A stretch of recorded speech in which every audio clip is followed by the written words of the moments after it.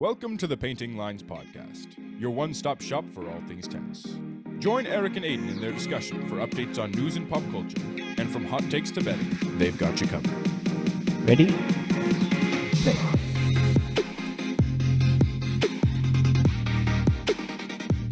Welcome back to Painting Lines. Last week, we delved into the career and legacy of Stan Wawrinka, and this week we're going to be talking about some of the reasons why the summer hardcourt season is one of the best seasons of the year for tennis. So first off, last week we were talking about Atlanta, but we didn't really get to discuss the end result. Yeah, let's talk about Atlanta. Obviously, I think while we were recording, Fritz was playing actually in the final, but Fritz got it done over Vukic and collected his second title of the year. His first was at Delray Beach. I think for him, it's good to see that he's getting titles like this because he's a top 10 player, and when you're at that level, you kind of expect people to not just be doing well in tournaments, but also be winning some of them. Right, exactly. You know, it is nice to see him kind of get his mojo back because remember last year, he was coming off Indian Wells, won that tournament, going into the US Open, super hot. Everyone was thinking, okay, this is our guy. He's going to take this home, loses first round. So feeling the pressure, but yeah, good to see him get another title. Don't think that this means a whole lot though, just because of what I said. The momentum doesn't really matter. Yeah, but I think that's a little slightly different because Indian Wells is like pretty early on in the year. This is obviously in August, and the US Open starts at the end of August. So it does show that hopefully his form is good like right now. That's true. That's true. Another thing that was cool about the Atlanta Open was Nishikori returned to playing at the tour level.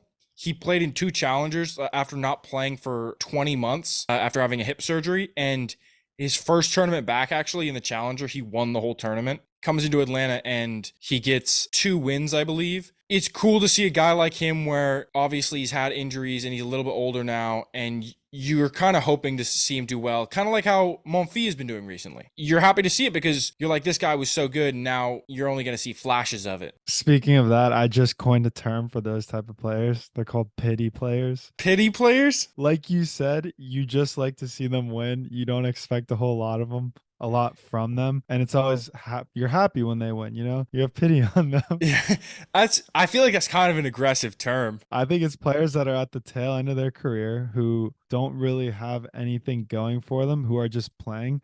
So whenever they get a win, it makes the audience think, "Oh wow, good for them!" You know, good for them. They're still Maybe. playing. I'd rather they be called like vintage players or something. I don't know. Pity No, players they're just not. They're seems not like, vintage. They're not vintage yet. yeah, but Can't pity call players them just vintage. seems Exactly. aggressive, but maybe. I mean, we can see what maybe our audience thinks about that term. Uh, Yeah.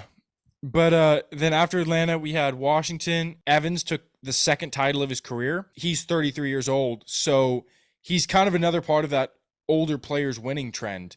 Like Eubanks coming onto the scene, he's 28. Katchin won that tournament, he's 28. There's guys like Alcaraz that come in and win immediately, but now there's also guys that are winning their first or second titles at 28 to 33. Manarino, another guy, won in Newport. He's been a veteran on the tour, but you don't necessarily expect him to win these tournaments. And now these guys are starting to break through.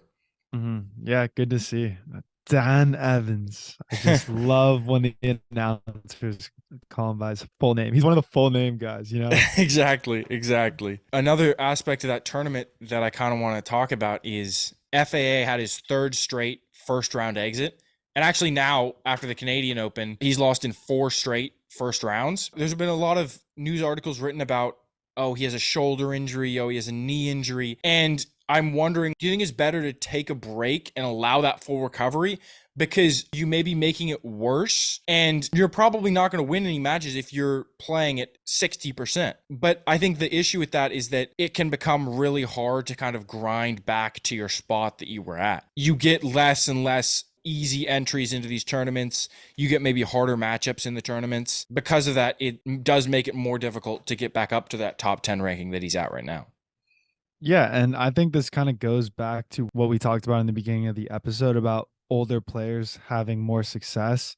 So maybe he's kind of thinking that he's racing against the clock here. You know, he's not going to be young forever. He needs to get back out there. He's pushing his body. I think he needs to sit back and just kind of heal up because he does have time. He's a younger player. Dan Evans is winning at 33 years old. I think FAA doesn't need to be trying to jump the gun here to get Yeah. back on the court. Yeah, but I think another aspect of the reasoning behind going into these tournaments is there is a financial incentive to play in these tournaments, even if you're going to lose in the first round. As a top 20 player, you're going to get an automatic bid into these tournaments and you're probably going to be seeded. So not only are you going to maybe get an easier matchup, the automatic entry can be huge because a first round exit pays you X amount. And one of the guys that I think is an example of this is Ben Shelton right now. I mean, he made that Australian Open run, massive for his ranking. Now he's ranked number 41 and he's still getting automatic bids into all these big tournaments. But since the Australian Open, he's had like no success this year. He's had 12 first round exits and it seems like he's kind of just entering tournaments and then just collecting checks. Mm-hmm. Since the Australian Open, he's actually only won 5 matches. He's 5-16. But from those 21 matches, he's made over $450,000 in prize money. That is a lot more money than he would have made if he would have stayed at UF, huh? But do tennis players do that? You know what I mean? Like, was there even a chance that he would stay in college and play another year? Because I really don't think he needed to develop that much, There right? isn't that much of an incentive to stay an amateur in tennis. That's why you see Yeah. guys If turning anything, pro you at get like 15. worse, right? Yeah. You want to play against better guys. Exactly, exactly. So yeah, if he already won the national championship, that means he's the best Hmm. player in college, right? Maybe So he's, who's he going yeah. to play to improve against? Well, this also goes back to what I mentioned a couple episodes ago. Maybe he's just regressing to the mean.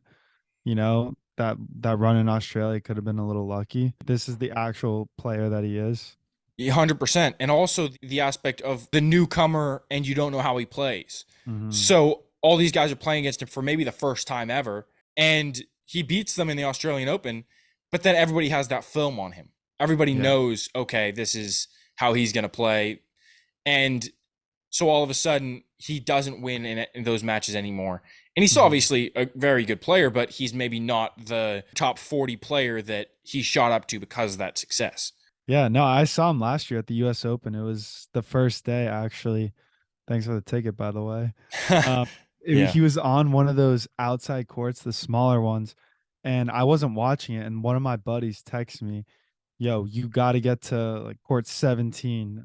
Ben Shelton's playing." I'm like, "Dude, who's Ben Shelton?" They're like, "He's in a fifth set tiebreaker. Get there right now." I ended up going there, and it was full American crowd, super rowdy, very energetic, and just watching him for the first time, like, you knew he was going to be something special.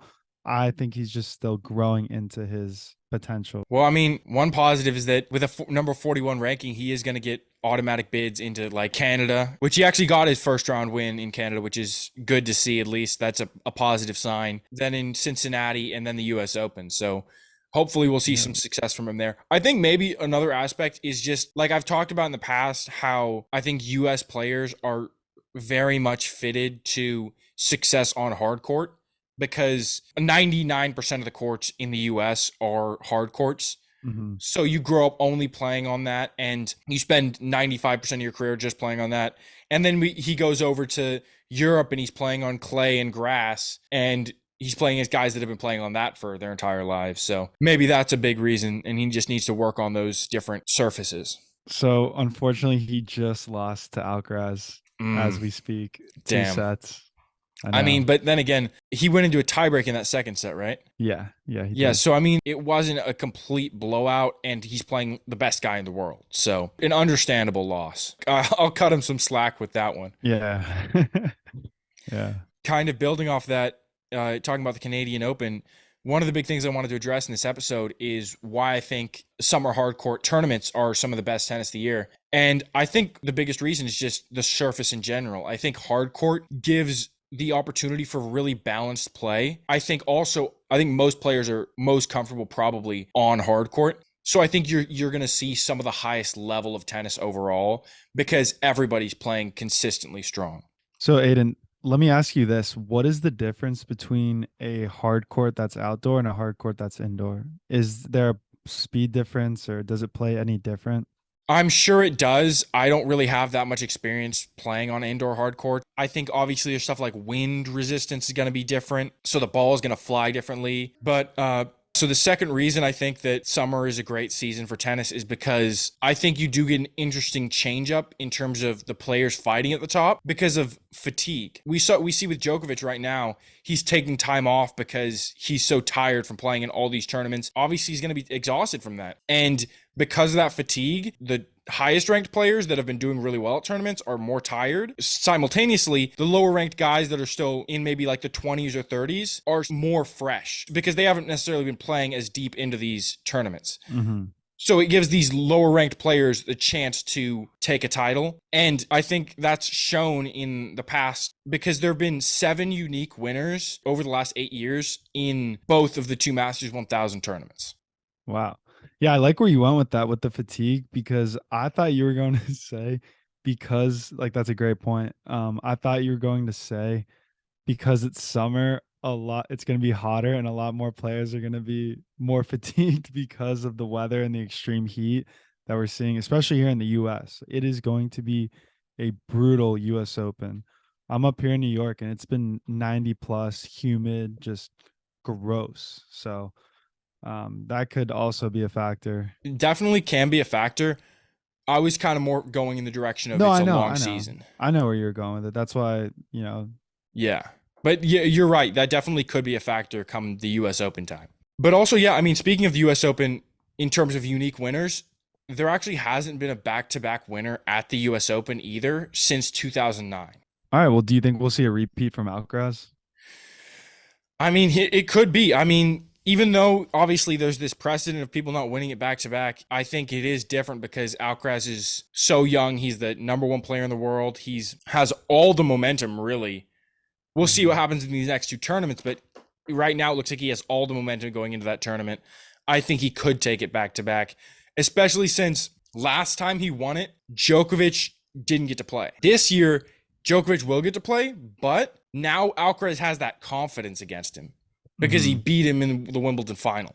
So Yeah. I think there's going to be maybe a shift, and I think Alcaraz could take it back to back. On the contrary, though, I think Djokovic might have the vengeance mindset and could be playing even harder. He could, and I would love he's to see a rematch between those two. Like, get Medvedev out of here.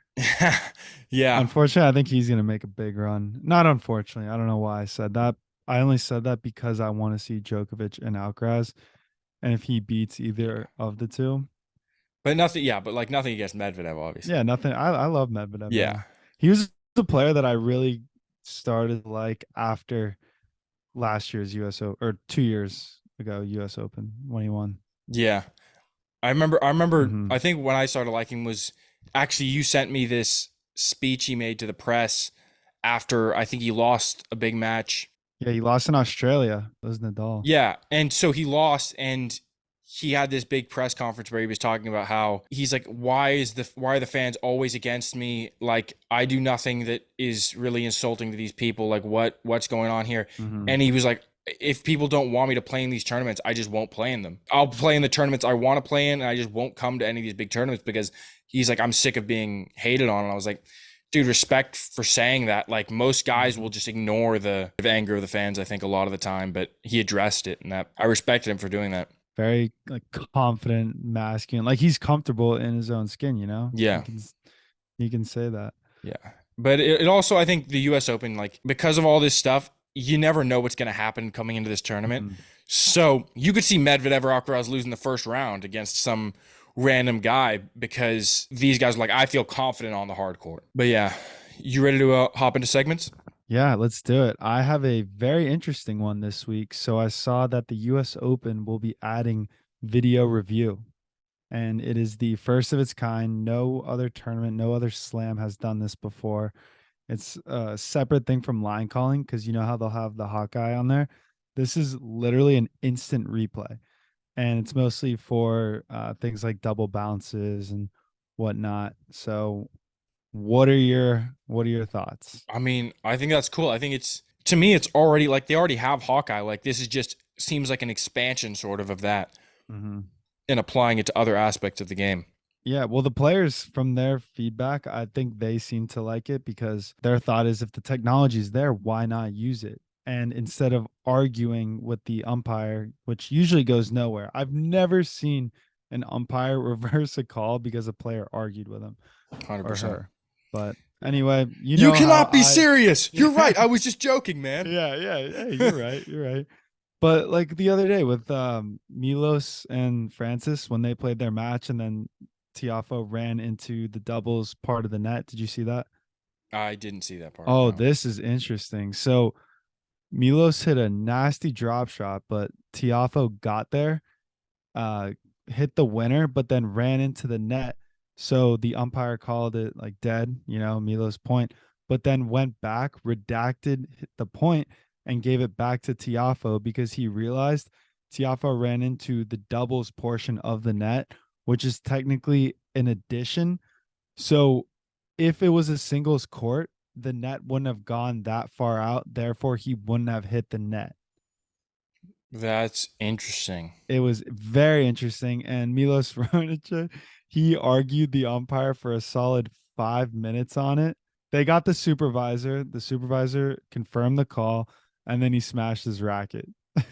I think there's also though there's some weird things there. Then if you're running up to the net, you could like reach out your racket and like stop yourself by pushing against the doubles portion or something like that. Yeah, that's also a good point. I Because you're think like, "Oh, it wouldn't be there. I wouldn't be touching the net." But it's like right, you would right. have touched the regular net.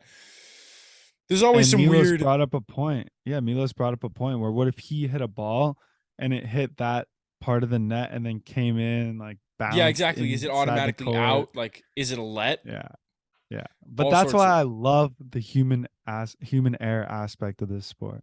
Yeah, that's Some of it's fun to see. it's like you can't But really play like the net isn't there, right? yeah, yeah. I mean, apparently it was in the rules, so it must have come up before. That's weird. There is a precedent for it. That's very So, weird. all right, what did you see this week? This week, I'm kind of revisiting like an old thing with new eyes because the ATP website brought up this article from this week, which is what I saw, and it was that 2 years ago, Andy Murray made this prediction about who would be like a future world number one, and he was like, "Well, obviously, I think Medvedev is going to do it because." Medvedev was like world number two at the time. And you know who else I think is a younger guy is going to do it is Alcaraz. And when he said that, Alcaraz had won one title and wasn't even top 50 in the world.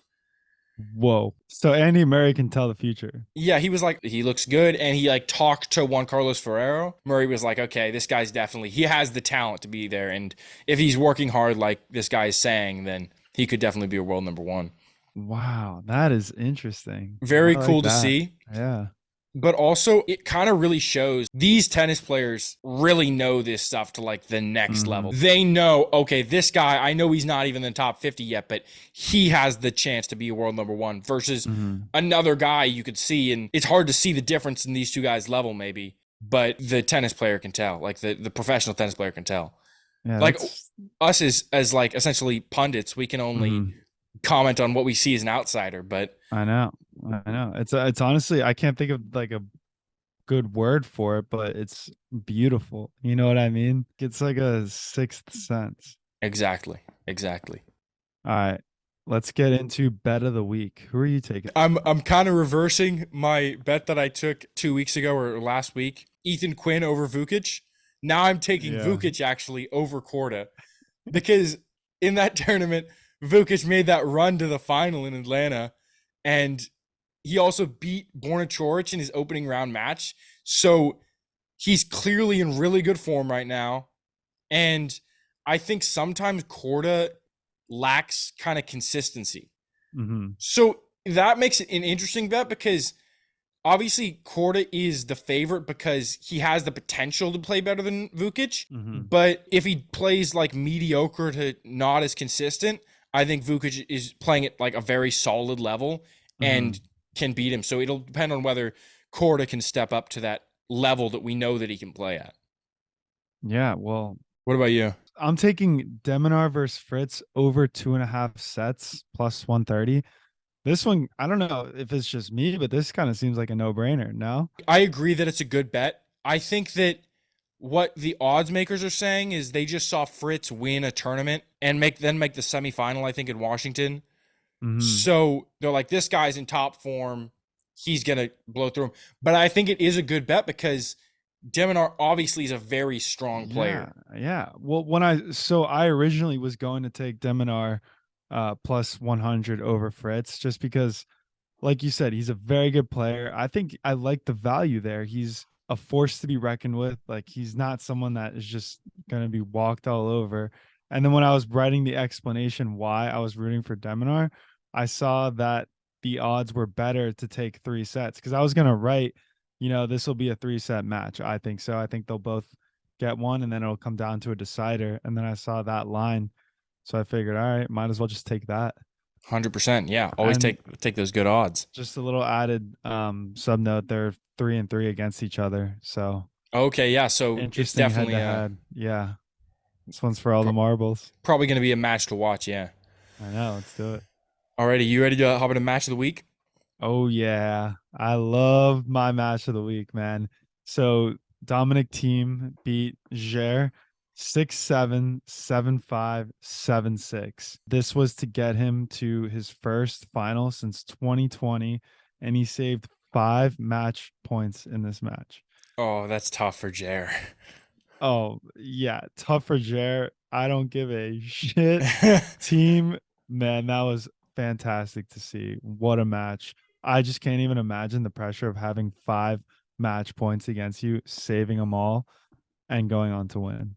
Yeah. Team is now in the top 100. Yeah, let's go, man. Pretty cool to see, obviously. Bullish on team. Yeah. My match of the week is Monfils defeating Eubanks 7-6, 6-7, 6-1. Tough. I was rooting for Eubanks, but what you did see, some vintage Monfils points. Just him getting to all these things and then somehow getting to that last one and hitting a winner. And you're just like, this is insane, especially at 36. And now he actually won his next match too. So he's making a run here in Canada. Was that Tsitsipas that he beat? Yeah. Dude, he's on fire right now. Yeah. I mean, I also think Tsitsipas just hasn't been playing that great recently, but It's his girlfriend. yeah, exactly. He's getting dragged down. I bet his dad's gonna make him break up with her. His dad probably still treats him like he's 12 years old. Probably. Stefanos. Exactly. Yeah, Stefanos, you are not playing up to par. but You the interesting break thing up that, with her. yeah, but he said is like after the match, like he said that he's pretty much almost ready to retire. Yeah, Because they all say that. he talked about, he's like married and he has a kid now. And he's like, I'm ready to move on to the next chapter of my life, pretty much. So, yeah, I think he's blowing smoke. really? You think he's just going to be like, I don't know. This time might actually be serious. I wonder what he'll get into after. I think just Coaching being a dad. Just being a dad, yeah. Yeah. Good for him, man. All right, and that's the show. If you're not already subscribed, go ahead and hit that subscribe button. You can find us on Instagram, TikTok, YouTube at Painting Lines Podcast. Feel free to shoot us a DM or email us any questions or thoughts at paintinglinespodcast@gmail.com.